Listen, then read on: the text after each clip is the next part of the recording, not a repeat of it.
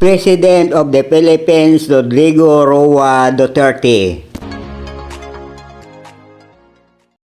Pag-aari niya ang Pilipinas kaya pinamibigay na niya lang. Ako kay Xi Jinping.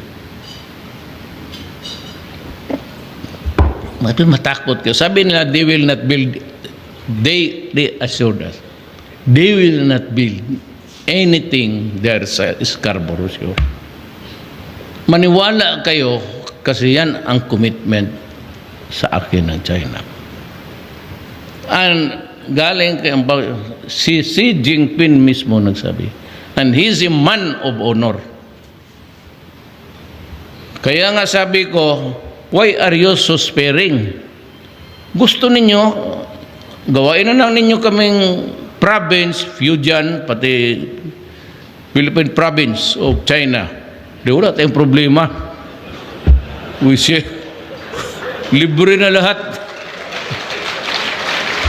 Tuwang-tuwa ang mga Duterte diehard supporter at magiging probinsya ng China ang Pilipinas. Palakpakan sila. 6 lang naman na artificial island ang nagawa ng China sa West Philippine Sea sa loob ng 6 years na panunungkulan ni Digong. The best president ng Pilipinas para bitayin